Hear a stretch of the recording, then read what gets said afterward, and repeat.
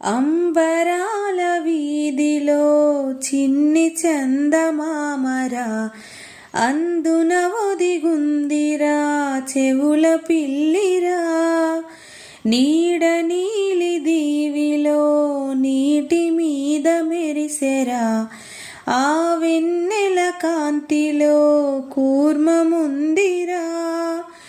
అమాయ తాంబెలుకి తాంబూల పేటిక కట్టుందిరా, తాపిగా ఈదుకుంటూ నీళ్ళలో ఏములో దక్కుందిరా.